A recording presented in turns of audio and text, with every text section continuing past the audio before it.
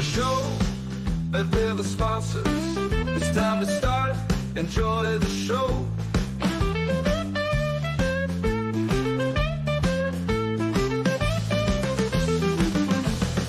Give us the word, don't give us your stink eye. We try our best and we're successful. Come watch our show, that we're the sponsors. It's time to start, enjoy the show.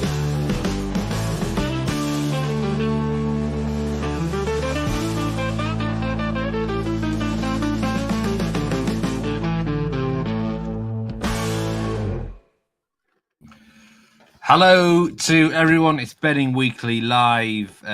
You are with Steve Wyss and Jack Wright this Friday, the 22nd of November. What a way to start your weekend. Mr. Jack Wright is alongside me. I notice you're in a bit of a bit more covered up than normal, Jack. A bit cold at the moment, isn't it? Normally it's a nice little fancy shirt there for you. Well, yeah, you're giving my secrets away now. But yeah, it is a little bit chilly. It's a little bit chilly. So yeah, slip the train and top on today.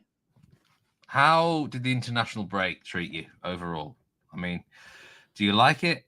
I've probably asked you this before, but were you up? Were you down? Did you kind of leave it alone, recharge the batteries? What were you up to? I'll be honest, I didn't get too heavily involved, Steve. It was quite a nice little bit of I picked up the odd bit here and there without having to kind of go too heavily into it. It was a little bit of an opportunity just to sort of recharge a little bit, because obviously it's the last one now ahead of crazy season in the UK. And also just, I do like, I've said it before, I think on the shows, where I do like it to give me a chance to kind of reassess my models and my stats and kind of tweak a few things, maybe look at another couple of new ones, put some in the cellar that maybe aren't working quite so well, and just have a refocus on my strategies and see how they're going, and see if there's anything I need to do more of or things I need to do less of. Yeah, so not a bad time to do that. Welcoming everyone: Rick, Ming, Ginepi, Disky, Foxy, Nigel says he's Jack at Will White's house. The legendary S is here as well in the Reese Williams. Needs the piano to complement the background. What was I going to say? Ginepi's made a very good point. Yeah, we are going to talk about this at some point during the show, about the big wave of cold and also the storm coming into the UK Saturday and Sunday. We will talk about that, Ginepi, don't you worry. Plenty of games to look forward to ahead of a busy weekend, and we're going to start with England matches in England today. This is the calm before the storm. I've checked the forecast for both of these matches. We have Plymouth Argyle against Watford in the Championship and Cheltenham against Tranmere Rovers in League 2.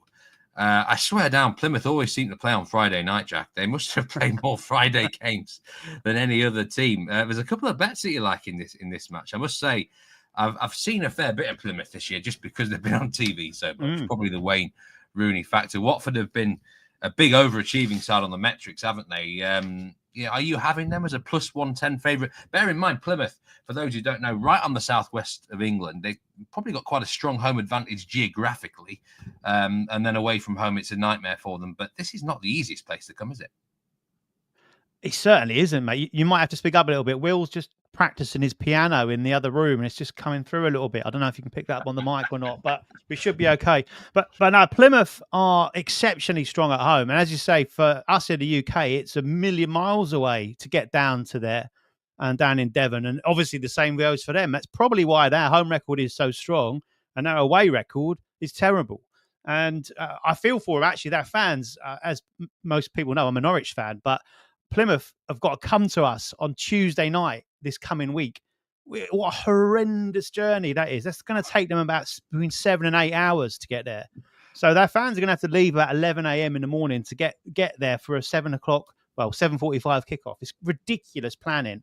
Absolutely. I know they're pretty much far away wherever they are. But anyway, back to tonight's game. And yeah, I think I was stunned really to see Watford as the favourites for this. If you took the names out of the equation and just looked at the bare stats of it, Plymouth's home form has been strong for as long as I can remember. They got promoted a couple of seasons ago mainly based on their incredibly strong home record. They actually beat Ipswich, who are in the Premier League now, to the League One title. And that kept them up last season as well. They consolidated in the Championship based on the fact that they were really hard to beat and won a lot of games at home. And the same things happened this season as well. You look at their home form, they've picked up 16 points this season so far. 14 have come at home. So their actual ground is called Home Park, isn't it? And they actually have made it a complete and utter fortress. So tough to go there. And then when you consider Watford, they've got a strong home record as well. They've been 6th, but purely only on their home form. Their away form is terrible. They've been 6th, but they've lost 6 of the last 7 at home away in the league. Watford, they won their first game of the season away from home, and then since then they say they've lost 6 or 7. They had a freak result against Sheffield Wednesday where they won 6-2 away a couple of weeks ago. But other than that, they've been terrible. And I watched them when they came to Norwich, and they were awful. So how that price, actually, one of my leans here in this is Plymouth to win at plus 195. You can take them on a plus handicap. I wouldn't put, sometimes with these kind of games, I wouldn't put lots of faith in a side like Plymouth that are, I said they're strong at home, but I'm not wholly sold on them. So I'd rather take them with a smaller stake on that money line at plus 195 than invest a bit more money in them and on longer odds by going. So this would be like sort of a dog of the day sort of thing. Plymouth plus 195 worth a little bit of pizza money. It's a puppy of the day, Steve. I've got a bigger dog coming up, but I think so. Yeah, it's massively underrated. They've been so strong at home. As I say, they're in a great run of form. They've won 4 of their last 5 at home, so it's absolutely their place. So they need to get points, and I think Wayne Rooney's kind of bought into this idea. And when he went to your place, Leeds, he rested virtually his entire first team, didn't he, away from home? Well, I think it was sensible. I think it was because it's such a big. Absolutely, there's 46 games, right? You've got to pick and choose your games if you're a team like Plymouth, and sometimes you've got to, I'm not saying hold up the white flag, but you've got to, take your punches sometimes and sort of sack off a game, if you know what I mean, in the right sort of way. And, they got out of there with a 3-0 defeat, which wasn't terrible. It looked like it could have been 6 or 7 at one point. But, it's sensible. I think Wayne Rooney is maybe starting to adapt into that role at Plymouth now. And there's another bet you like for the game, the goal line here. Bet Rivers go over 2.5 goals at minus 143. I'm sure you're not going to put people off that, but you like the Asian goal line here as well. I do. And the goal line is at 3. The Asian goal line at 3 plus 117. Under 3 goals is minus 148 on the contrary. Yeah. Which line are you going with? Well, I'm going to tell you that by saying that I'm going to steal one of Nigel's lines, not for the first time, and say that a little bit of pizza money is going on a correct score here. And I'm going on splitting it over 2 correct scores, 3-1 and 3-2 to Plymouth, which tells you exactly what I'm thinking of as far as the goal line is concerned. You're getting plus 2,000 and plus 2,200 on those 2 outcomes. Obviously, they can't both land, but I think it should give you a good run for your money. That's kind of score lines that I would expect, because when you look here, Plymouth have had 22 goals in their 7 home games, averaging 3.14 per game. And I've got a feeling there's a little bit of recency bias in the fact why we're getting these lines set up tonight is because both Plymouth, who generally have lots of goals in their games, won their last home game 1-0, and Watford, who generally have lots of goals in their away games, lost their last away game 1-0. So on that basis, you look at it initially and go, oh, there might not be so many goals in it. But prior to those 1-0 score lines, Plymouth's games were 3-3, 2-1, 3-1 and 3-2. And Watford's away games, they won 6-2, as already mentioned, but they've lost 2-1, 3-0, 3-0 and 4-1 prior to that. So loads of goals, 29 goals in 8 games on the road for Watford. That's an average of 3.63. Plymouth have allowed the most shots in the league so far this season. 15 matches, they've allowed 269 goal attempts. So huge amounts there, averaging 17.9 per game. So you can see why they do concede a fair few as well. And at home, it's the most in the league as well. 99 they've conceded at average of 14. Watford's 15 matches, they've scored 23 goals. So they're actually one of the top goal scorers in the league. Only Leeds and Sunderland, 2 of the top teams in the league, have scored more goals than them. And only West Brom have scored more on the road, but their problem is they concede so many. No team has conceded more road goals than Watford's 18. So lots and lots of goals in across all these games, and I think it should be a bit of fun to watch tonight. As I said, there was a game a couple of years ago. It was as close to a derby as you can get. It was Plymouth versus Exeter. I remember it, and it was an absolutely horrendous weather conditions. I think it ended 3-2. So I think there is a similar theme developing in this one, and I say a storm of goals more than anything tonight there. So there's really 3 recommended bets, 4 in theory here. Yeah. You're looking at Plymouth on the money line for a small stake. Yeah. You're looking at over 3 Asian goals. The main bet. As the main bet. And you've got 2 correct scores at 20-1 bar here. 3-1 to Plymouth and 3-2 to Plymouth. Yeah. For, again, a little nibble on both of them. So there you go. That is, perfect analysis for Plymouth, Watford, we hope. Going into the second match for England today. Cheltenham against Tranmere Rovers. This is, let me just check. This is a 7:45 local time kickoff. So 2:45 Eastern here. Cheltenham are the favourites with the bookmakers. We bet Rivers plus 145. You can get the home team here. Over 2.5 goals is plus money as well. This is 17th against 19th in League 2, which is the 4th tier of English football. Which horse do we need to be backing in at Cheltenham tonight?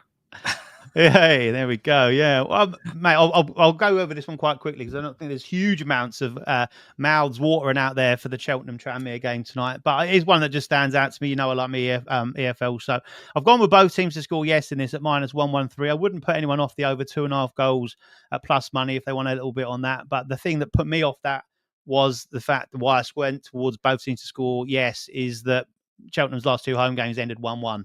So on that basis. Just looking at the bare facts on this, Cheltenham have scored in the last 8 successive League 2 games. They picked up quite a bit since the start of the season. They were a side, they were in League 1 last season, got relegated. And a lot of people thought they might go straight back down and get another relegation as well. But they're doing a little bit better than expected. But they are, as I say, still in that kind of bottom third. One thing you've seen in their games this season is both teams to score is cashed in a league high. A league high 12 of 16 games this season. No teams have seen more both teams to score than them. And it's also cashed in each of their last 4 at home as well. So it's got good, strong trends on that one. Tranmere, both teams to score is cashed in their last 3 away games as well. And the key thing that stood out to me there is they've been to a couple of tough places. MK Dons, who are 5th in the table. Crewe Alexander, who are 2nd in the table. And the main thing about Crewe is they've got a really tough defense. They're hard to even have shots against. They rank really high in that metric, and also they don't tend to concede many goals. So although they lost it 3-1, the fact that Tranmere got on the score sheet there would bode well for me looking into this bet. And the main item here is that both do tend to concede plenty of chances and plenty of goals. They rank 6th and 7th for expected goals against in the league. So as I said, they generally do throw up lots of chances and concede a fair few goals. That's highlighted by the fact that they've only got 1 clean sheet each across their respective 15 home and away games. So on that basis, I like the both teams to score here. As I said, if you're looking for a plus money play, then lower your stakes a little bit and go on the over 2.5 goals. But both teams to score yes is the pick for me. What was the price again for both teams to score yes for that one, Jack? Minus 113. Minus 113. Foxes are 6 out of 8 Watford away games. There's been over 2.5 goals. Their home and away form's been completely different, as Jack said there. Malunga, Mavula. Extra Time has been uploaded, I do believe. Betting Week, the Extra Time European edition should be now out, certainly on YouTube. Anyway, I don't know about, it depends which podcast service you're using there, Malunga, but it should be out. We're going to talk about, stay tuned for the Bayern Munich match, Bill. We've got a big in-depth coverage there. Jack's got loads of angles for Bayern Munich, but I've got some bets for us now. You'll be pleased to know. We got France. There's 2 matches in France tonight. We got the early kickoff on the south coast of France. No problems with weather here. Monaco against Brest. This is a 1 p.m. Eastern kickoff. Monaco, the favourites with Bet Rivers, minus 182 on the graphic. I think it might be a little bit short now. Yeah, minus 200 now. So they've been backed in Monaco today. Brest as big as plus 550, and Thai is at plus 335 now. Over 2.5 goals is minus 137. Someone put up on the graphics, I think they were on about Monaco being the best bet today. And worryingly, I'm not saying they're the best bet, but I do actually agree. I think they win the game. So the first selection that I've got for this match, I've got a nice little player card selection as well. One of your former players, Jack. But Monaco minus 1 Asian handicap at minus 120. It's more a fade of Brest. They have looked back and they have actually not won a single game before any Champions League matches this year. And it's a weird phenomenon. Everyone thinks the big teams focusing on the Champions League. But these teams that are not in it as often, Stuttgart are another example. I think they're really taking the Champions League seriously because maybe they know it might be the one chance, or there's a lot of money in it for them. Nearly $3 million per win in the Champions League for a club. That's a lot of money for these French teams. And I think Monaco are quite distracted by the Champions League, no matter who they've been playing. This is also a very tough game. Monaco have the second best expected goals, the best expected goals against. They're up there in the table. They are a tough side to read. I've struggled with them, as you know, for the last 2 years. Is the rumours true that they've only moved their game to Friday night, so you can talk about it on this show? Got away for the weekend. I try and avoid Monaco when I can, the good thing is I'm not mega overconfident in them, which makes me feel better about it. Actually, it's more a fade of the other team. So this is why I'm happy to back Monaco -1 on the Asian handicap. Just a normal bet. This would be like a 1 unit pick if we were doing the shows. But I love a card player here. Player to get a card. Pierre-Lys Melou to be carded for Brest at plus 205. I think this is a massive price. Former Norwich player. You will have seen him for one season. Former Nice player, the rivals of Monaco. So the crowd are gonna be at him here. He's gonna be wanting to get stuck in. This guy picked up 22 cards in the 2 previous seasons. He started this season injured, and he came back with a bang. 3 cards in 4 games. And somehow he is now on a run of 3 matches without a card, which honestly, for this guy, this is nearly unsustainable. There's no way he keeps this up. Pierre-Lys Melou. I'll have to add it to the banner and put it on the screen for those who can't, who might need the spelling of him. But I think it's a huge. I've seen him attempt to tackle before. As you said, I watched him for a season at my club, but his tackling's not his strongest point. It reminds me of Paul Scholes back in the day, where he could ping a pass, but and have a strike from distance, but his tackling was woeful. The problem with Pierre-Lys Melou, I think he wasn't used so much in that role, was he, at Norwich? I think he only had 5 cards there. He played more advanced. What they use him at Brest is this defensive midfielder enforcer, more deep, which means he's far more engaged in the action. And the good thing about him is he gets stuck in, but too much. He averages 2 fouls per game. And I don't think he's going to get away with it tonight. Plus 205, there he is. I'll put him on the bottom of the screen there. Pierre-Lys Melou. Nice. Add in Monaco, the most fouled team in French Ligue. They are the most fouled team. So, Golovin could potentially be playing against him directly. And he's one of the big fouled players. Ben Seguir is the most fouled Monaco player. And I also think that the 2 Brest fullbacks are going to be vulnerable here. Jordan Amavi and Kenny Lala. Not the Teletubby. Kenny Lala could be very vulnerable. Plus 430 Kenny Lala is for a card, and plus 360 for Amavi. That might be worth getting involved. The referee is Thomas Leonard. He's just a bang average ref. There's nothing remarkable about him.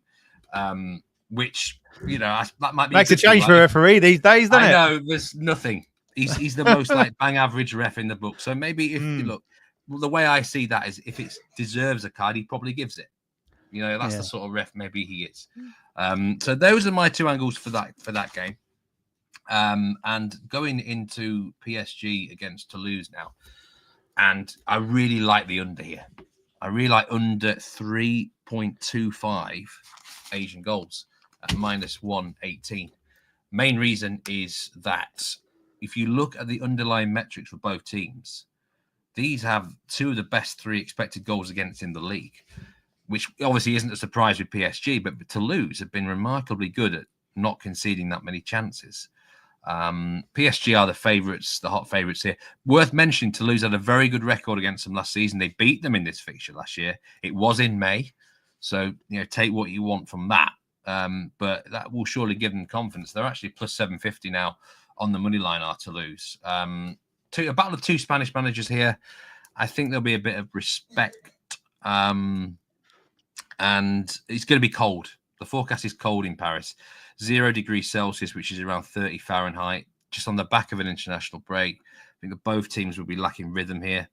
And, PSG, they're going to win the league.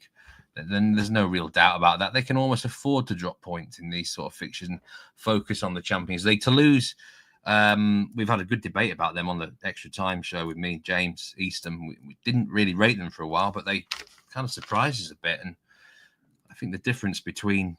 They're a good sort of... on the eye test, they don't always look that great, but their metrics have been good, Jack. So, was it Toulouse when we were on a few weeks ago when they were playing Marseille? And it was a complete... Was it Toulouse? I can't remember who it was now. But no, Toulouse have played Marseille, and Marseille racked up a big win against them. Okay, I want them then. Yeah, there's... Yeah. Yeah.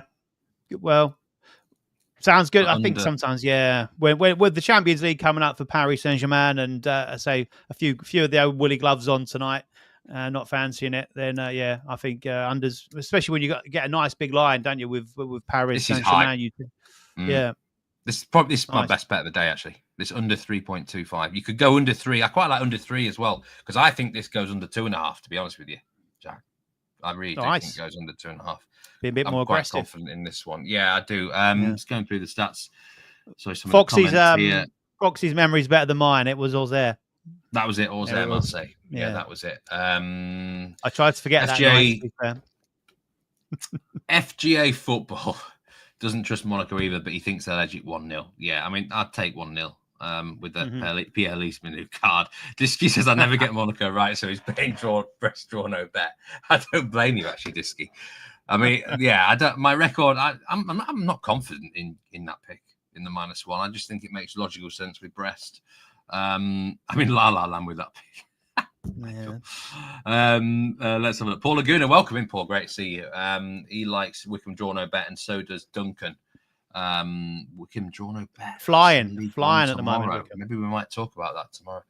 Game. And it was another one that Ian Messina parlay Monaco with PSG. I'm not sure about the result of the game, but because Toulouse beat them last time, maybe that PSG might be a little bit more fired up, Ian. So, but I never like these big teams playing Friday after an international break too often, although it has been.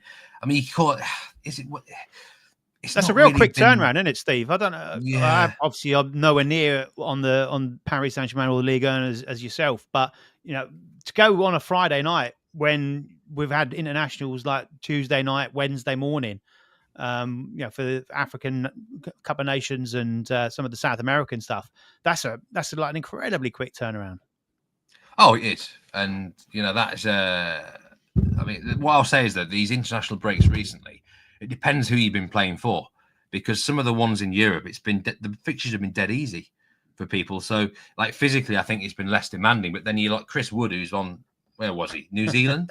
Probably the back end of Beyond in the Cook Islands or somewhere. You got the travel, and travel can drain anyone. It really can. So it's very, very individual. Someone just mentioned Mohamed Kamara there for cards. Or actually, sorry, there is a Kamara suspended. Lamine Kamara. He is suspended for this game. Monaco versus Brest. Don't be betting on Lamine Kamara. That shows you what a good player for cards he is. He certainly has been. He certainly has been indeed. Monaco draw. Half-time draw, Monaco full-time decent. Yeah, that could work. Monaco can be a lazy side sometimes and just sleepwalk at any period. Okay, let's move on to a big game. Well, I say big game. A game everyone's talking about in the comments. Bayern Munich against Augsburg. Now, for those who subscribe to the newsletter, there has been, I've got a pick on this game, and this was given out on Monday. So if you got on nice and early, then hopefully this one can cash. I'm not going to say too much about this one. Do subscribe to that Betting Weekly newsletter, by the way. I'll try and put a link into the chat. But Bayern Munich are really, they're even shorter now than on the graphic. My gosh, they've been backed in big. -1115 now. So that graphic's way out of date. Yeah, it is. Mate, 10-1 for the draw. Augsburg are 20-1 now. Augsburg are 20-1. Over 3.5 goals is at minus 143.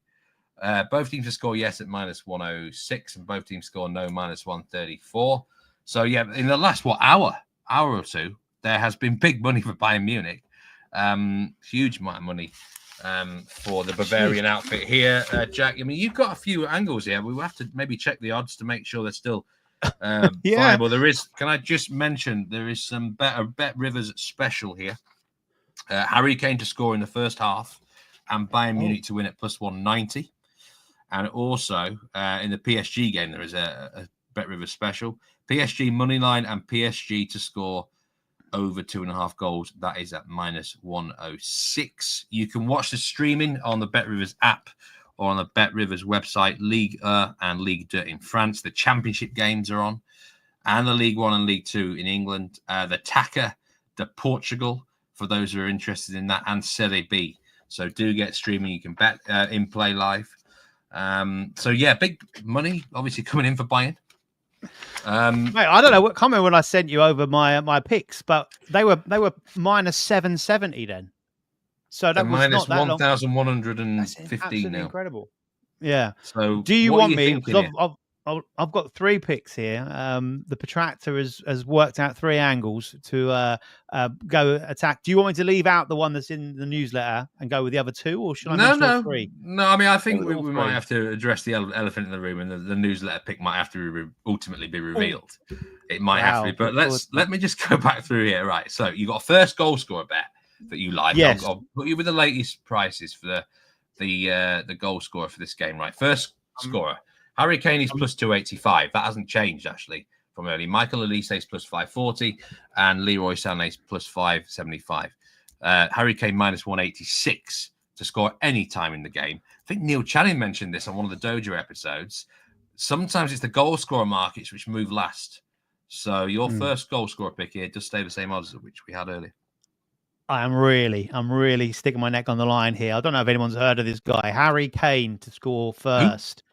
Yeah, I know. He used to play for England, apparently. But plus 285, not really a normal line of attack that I take, but I just can't get away from the fact that I expect them to do obviously well here. The other thing that's kind of got me involved here is the fact that he's been having a little bit of criticism over the last few weeks, hasn't he, over the international break, and talk effectively, they say, like, talk of my death has been a bit premature, that kind of stuff, but people are talking about him as if he's now being phased out of the England squad, whereas going into the Euros in the summer he was like undroppable, he's the main man. So it's completely switched. But yeah, first goal scorer for me, plus 285. He had a field day against Augsburg last season. This is the Bavarian derby, of course, so he scored the 3rd goal in the away game. He scored twice in the 3-1 home victory. And he really does enjoy playing for Bayern. He enjoys playing at the Allianz Arena, doesn't he? So we should expect to see one of those glorious statues of him, a new one, being built and put out there in Germany. Hopefully the artist is better than the one that was in the UK. But he's this season, again, he's just been electric. 11 goals in the league, 10 appearances. His home form is sensational. He scored the first goal in 3 of Bayern's 4 home games this season. So he's only missed out on scoring first once, which makes this, I think, still say a good play. He's obviously on penalties as well. I mentioned the England situation. He started, he was on the bench, wasn't he, against Greece. Started against Ireland, scored first against Ireland, so from a penalty spot, but he'll be on penalties for Bayern as well. Only played 115 minutes, so he's not going to be too tired going into this one. And I just think it's got all the makings for him just to go out there and show that he's still about, and probably go and bag another hat-trick. You know, he's just scoring goals for fun out there, and loves it in front of his own fans. Yeah, Harry Kane, first goal scorer, plus 285. I'm amazed that price hasn't come in, considering they've been backed off the board with the money line and the handicaps. Yeah. Look, there's a lot of it's one of those things. The tough thing about going with Bayern is that you got at least say you've got Musiala, you've got 2 or 3 others. Obviously, you've got the chance of a bit of an odd one coming up if they're dominating. But how they play with him as the focal point and the system behind him, then I've got to play it like at that price, because I just think it just gives you a chance given how strong he is at home. First half Asian line, Bayern Munich -1 is at -127. That was a bet that you recommended earlier at a price of -113. I mean, -127 now. Would you still go along the lines of the first? We don't really do enough first half lines, I don't think. Perhaps I feel like I need to look at first half lines more with soccer, more so when there's heavy favourites. What are you thinking here? They get out of the traps quickly, Mate, exactly right. Like I was like prepping for it, going, look, you got a -770 favourite. You obviously got a -1,000 favourite now. Absolutely insanely huge and justified, really, to a certain degree, because we know how strong they are, and the record against Augsburg is phenomenal. So you're looking at a side that we expect to win this probably 3, 4, 5-0, and they generally do that, don't they, at home? So what we tend to go is, we can't back that. But if you suddenly get in a pretty good price. -113 was an excellent price. -127, in context of the fact it's -1,000 for the full-time win, is I knew that'd get her interest. Knew that'd get the interest of the cat. So it's I think it's a good way in when you've got such a strong favourite. They were leading 2-0 at halftime, both the home and away game against Augsburg last season. The bets landed in 6 of the last 9 meetings between the two sides at the Allianz Arena. The aggregate scoreline over those 9 games, by the way, is 16-1. Halftime scoreline is 16-1 to Bayern. The last home game, they were 2-0 up against Union Berlin. And Augsburg's away form is absolutely atrocious. It's feeble. Their away form has seen them get beaten by most teams. There was a bit of an outlier recently, but their halftime results, they've been losing in 5 of the last 6. In fact, this bet has cashed. Not even got a push, cashed in 5 of the last 6 away league games. Their last 5 defeats at half time have been 4-1, 2-0 on 3 occasions, and 3-0. And now this is Bayern. So for me, that's my strongest pick in probably in the whole game. The whole game. So the newsletter pick, which came out on Monday, do subscribe to bettingweeklystudios.com. It's had a great start. There's been several winners on it. We've got some futures that come out, and our handicappers are delving deep for you here, well in advance as well, so you can get on early and get the extra value. And the bet that I advised this week on the newsletter was both teams score no at -113. Now that is now -134. So for those who got on early, you are getting on obviously at far better odds. Now the main bet I actually like isn't necessarily the both teams no angle. I like Bayern win to 0. Now, if you're going to take Bayern win to 0, you've got to do Bayern win and both teams score no. That actually is -139 now. You're getting better odds if you just do BTTS no at -134. So do take that if you're liking Bayern win to 0, because you just the odd chance, that 1 in 100 shot that it ends 0-0, and the 1 in 1,000 shot that it ends 1-0 to Augsburg. But I am expecting Bayern to win to 0. I just don't think Augsburg are going to offer anything here. They're going to just come and probably not part of the bus, but just they'll be happy to escape with a defeat, which is respectable. And I'm not really sure if Bayern will be as quite up for it as normal. Champions League's upcoming. It's Friday after the international break. I think if you wanted to be brave here, under 3.75 goals could be an option, but I think you do need a bit of bravery, because Bayern can beat anyone 5 or 6 in this league now. Yeah, if they're in the mood. Yeah, they can have so much the ball. They control the game so much, and they feel like a team that if they want it, they will rack up the score. And not all teams want to rack up the score, but Bayern, I've sensed that with the company this year. He wants to make a statement sometimes. 2 or 3 is not enough. I want 5 or 6 if they're feeling it. Not all the time. That's my concern with the under. But I don't think Augsburg will obviously score in the game. Mate, some of the stats on this Bayern defence is incredible. And one of the things I didn't mention in the reasoning behind that first half Asian is the fact that, Bayern have got a big game in the Champions League. And they've not got off the best start, have they? They've not got exactly, if they've been perfect, it wouldn't be such a thing. But you could see them getting this game comfortable, put to bed, and going, right, now we need to wrap people in cotton wool ahead of a big game in midweek. But the defensive processes are sensational over the first 10 games of the season. And they've conceded the fewest opportunities at goal of Bayern. They've only conceded 1 goal at home so far, which is crazy. Their 8 wins this season has come 6 clean sheets and 4 consecutive victories in the league without conceding, while they've scored 13 themselves. And they're just not conceding any big opportunities. They've said they've allowed the fewest major opportunities in Bundesliga. They've 10 in 10 games is all they've conceded. And their last 4 matches have seen what is classified by Opta-Stats and all the rest of the people doing those kind of metrics, 1 big chance in 4 games. So, yeah, it all points towards Augsburg because they've got the worst attack in the league away from home as well, being quite comfortably shut out here. Yeah, I think it makes a lot of sense. I really do. Bayern should get the job done. I mean, most of their wins recently have been to nil anyway. Champions League Benfica was a 1-0. So, several angles A great there. point on the news there, Steve. Obviously, the point we did it was to try and get that early value because obviously your shows don't normally go out till Thursday, Friday. People see them. So it's nice for us to be able to have a chance to put these bets out that we think. There was one I saw this week with Liverpool, for example, that went from like -120 to -150, which I'd have put forward as well. And we see these opportunities. We know full well that come Thursday when we record, we ain't going to be able to use them, so we can get them in there with the newsletter. So absolutely 100% get subscribed to that. Some great content across the board there. So, and more to come, of course, every Monday. Yeah, do subscribe to the Betting Weekly newsletter. Colmer Brown says, are we going to do any analysis on the Saudi Pro League? That might be a little bit beyond us at this point in time, but you never know.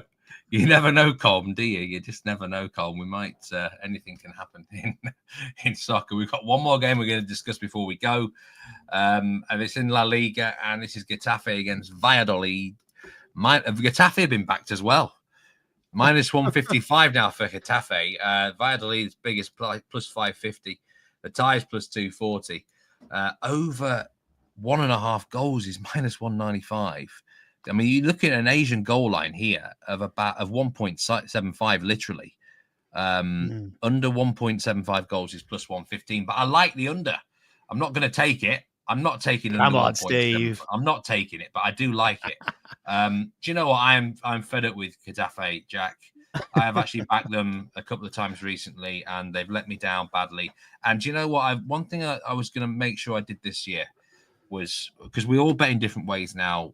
Loads of, we look at results, we look at on-field performances, we look at, based on injuries, form, and we look at underlying metrics, expected goals against, points and things like that. And Getafe are a massively underachieving side. They are 9.35 points worse off than they should be. And they are 7.16 goals worse off than they should be. Now, I think it's a great thing if we can identify sides who are underachieving and they can turn it around. In any league, I'm talking here. If we can identify those teams, but I think there's got to be a reason they can turn it around. Say a striker comes back, or there's a new manager, or there's a change of system, or a goalkeeper's back, or you know what I mean? The defense might start improving. But I think with some teams, I think I am this season, I've made it my point to accept that some of these teams are always going to underachieve. They just are, because unless something radically changes, that it's going to be the same old. And I think Getafe are one of those sides. I'm sorry to say it, Getafe fans, but I think they are going to continue to miss chances. I think they're going to continue to find ways to miss out on points that they should. So I can't trust them anymore. And I'm definitely not trusting them with stolen money at -155 after them letting me down. So, yeah, it's been a bit of a rant on Getafe here. Right, absolutely. You're very passionate. I am not betting in the game, and I am sick to death of them. Right, they're dead to you. Well, don't think you're going to offend too many people in the chat by the looks of it. Most of the comments are saying that the game is going to be awful and to avoid it at all costs. So no Getafe fans upset with you there. But no, you're right. Absolutely bang on that we hear about. Obviously, you talk about metrics. We talk about expected goals and all that kind of stuff. And I think the expected goals for Brighton were probably the first team, the data darlings, that people go, oh my God, they're doing so well. Look what they should do. As you say, if they've got the same people missing the same chances, so also a lot of these sides rack up lots of expected goals and therefore expected points by taking wild pot shots from 30 yards, and it just accumulates into being half decent. But it's certainly got its uses, that those metrics, but also can certainly, as you say, get a side that just ain't going to change. And I think it's the same at the other end of the field as well, where teams you look at and you're like, oh, how have they conceded that many goals? Well, sometimes it's as obvious that their defenders make stupid mistakes and goalkeepers just let balls go straight through them. Yeah. So You know what I'm Yeah. coming from? It's just, Getafe. Enough about Norwich. Let's move on. Getafe says horrible game. Don't watch that. I mean, I must say, I'm going to predict 0-0, but someone just said, I'm glad we're ending on a high, Steve. FGA Football said if it was push, you'd take both teams score. Yes, they both need to do something. That can change the dynamics. Yeah, teams feel like they have to open up, so that isn't a bad point, actually, FGA Football. But Getafe just... Gosh. Before we go, this storm that's coming to the UK, Storm Bert, they're calling it. It's going to hit Saturday and Sunday. We had some questions at the top of the show about this. How much is this weather forecast going to impact your betting in the UK matches this weekend? Could we get postponements? You know, does wind and rain necessarily mean lower scoring games or not? I mean, it can vary. I must say I've not got too many overs on my shortlist, but it will vary day in, day out. Yeah, I think we've obviously had a little bit of a cold snap, haven't we, over the last few days, but it's supposed to get very mild again over the weekends, although very wet. So, but let's face it, we're pretty much used to that in this country, aren't we? It like rains for much of the time, especially in certain parts of it. And the pitches at the higher level where we're talking about where you invested more of your money, then the drainage is superb. The stadiums are fairly well sheltered. They're well looked after. And, you know, they water them to the max anyway, don't they? Like even throughout the season, even when we don't have any rain, they soak them like constantly. So to have a little bit of natural rain on them and having a zip on the surface only helps things. And we talked a bit off air, didn't we, as far as like sometimes those weather conditions can lead to mistakes defensively, where, you know, the more fleet-footed attackers can twist and turn and find themselves a bit of space because the defenders are slipping over or aren't quite able to have the balance in the tricky conditions. So I don't think it matters too much at the higher level. When you go further down and the pitches can be a little bit sticky or hold the water, then a few problems, and there's open stadiums and stuff like that. For example, Oxford have only got 3 sides to their stadium, so you know you've got to bear that in mind to a certain extent with teams like that. But yeah, the lower leagues, I think it does have a bit of an impact. Snow, wind, rain, especially the wind. But yeah, I think at the top end that we're talking about, doesn't really have that much of an impact. If it's freezing cold, that would probably be more of a concern to me, where you've got players that aren't maybe used to playing in that kind of weather. God, that Oxford, I don't know if they're at home this weekend, but that would be horrendous. Like a funnel, wouldn't it? When the wind will come through that end. I watched a YouTube video on that at Oxford Stadium recently. Apparently, it's the worst stadium in England. So it's a very interesting one, that is. One thing I will say with the weather, because the wind's going to be up as well, 50 mile an hour gusts or more, set pieces could actually end up being a lottery at times. Goalkeepers might be struggling to get the ball. Long throws could be a thing. So you might end up getting more goals from set pieces in that way. But it can be, it's one of those, right? If you're backing over and it ends 0-0, you say, oh, it was the weather, wasn't it? But is it as simple as that? I don't think it necessarily is as simple as that. Like you said there. Oxford are at home, by the way. They're at home to Middlesbrough as well. So the old terminology that it could be a bit of a leveller. Oh, there we go. There it is. Oxford against Middlesbrough. A normal day for Middlesbrough players and fans. Yeah, it does get a bit wild on that northeast coast. Well, best of luck, whatever you're taking today and for the weekend. Do check out the 2 shows that we've got. The Premier League show, it was live from yesterday with Jack, Nigel, Dan. And we think, I know that Betting Weekly Extra Time is definitely out on YouTube with me, James, and Dan. And apart from that, we're back next week. Big week of action. Champions League's going to be on there. Monday, it's going to be Dan Roebuck's back on the show with Lewis Jones for Monday Night Football. Got Newcastle against West Ham. That should be a good one up in the northeast. But yeah, it's been a pleasure, Jack. Really good one. Loads of good angles there for the matches today. So we can cash some tickets.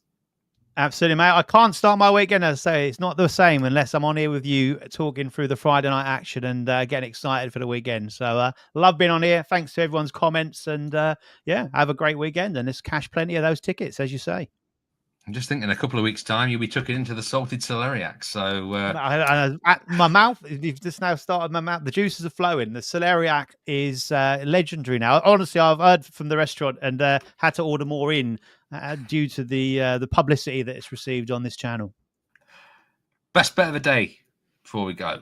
Oh, that's a good point. My best bet of the day, I said it was PSG against Toulouse under 3.25 Asian goals. I'm guessing would first half Bayern, or It was are a you going toss-up somewhere between else? first half Bayern and the over 3 Asian in Plymouth. I'll go first half Bayern. All right. Well, best of luck with that. Best of luck to everyone. Remember to gamble responsibly, and we'll see you next week on Betting Weekly Live. Take care. See you all.